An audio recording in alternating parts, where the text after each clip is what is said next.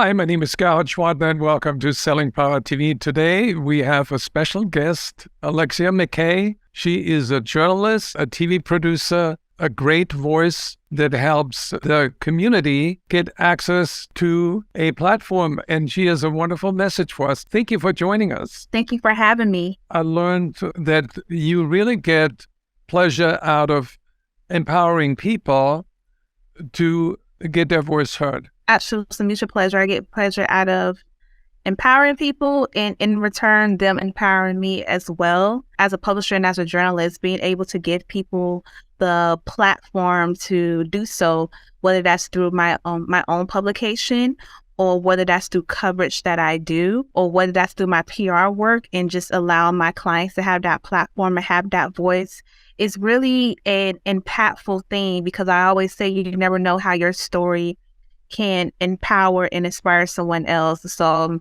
I'm just really glad as a journalist that I'm able to do that. So what do you think the mistakes are that people making when they tell a story? From the PR perspective, I think one of the most common mistakes is thinking that the story is all about you. Journalists are not really interested in hearing about per se you, but they want to know how you as an individual can contribute to the bigger picture that's being told.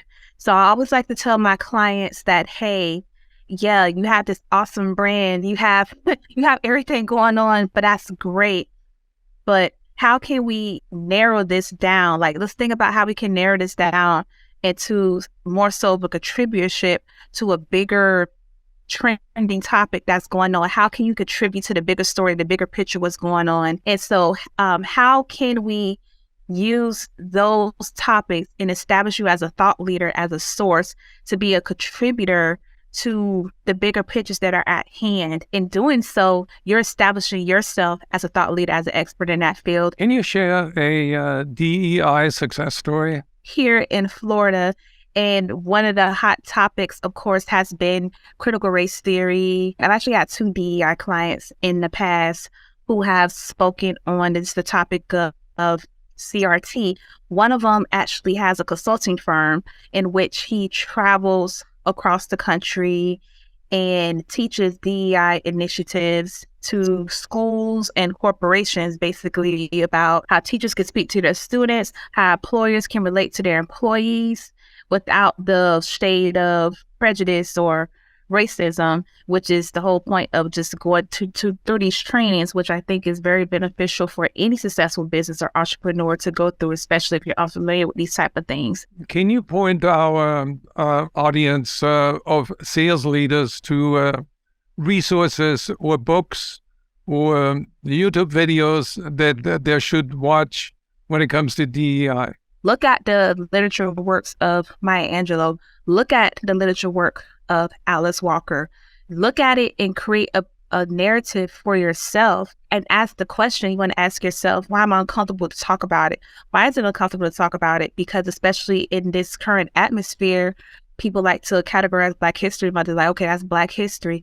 I mean, it is African American history, but it is also American history as well. That's what I would suggest for people to look at the history for themselves, look at the resources for themselves, and draw your own conclusion and not fall so much into the political agenda and the mayhem that's going on around it. I remember sitting in a meeting room with at the Clinton Global Initiative a number of years ago at a table with Maya Angelou and at Oprah. And we talked about poverty. And Maya Angelou said, poverty begins with poverty of spirit. And if you have a rich spirit, you can enrich anybody. You have to learn.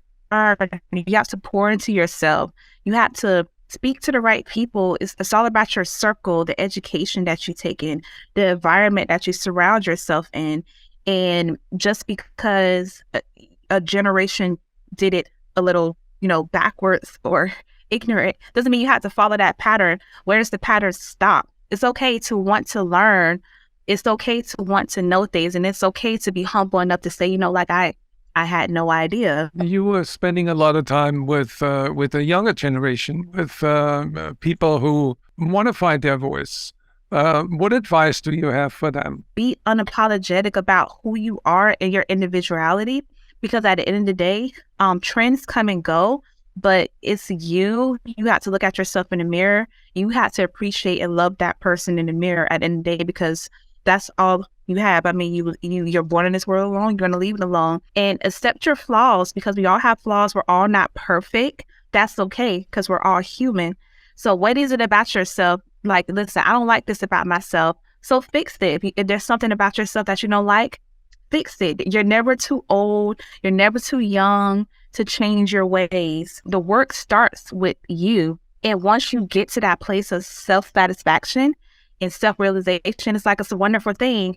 And I can be transparent and say, like, I'm still climbing that rope, but the journey has been so beautiful, because I remember where I came from, and I just see the process and where I'm going.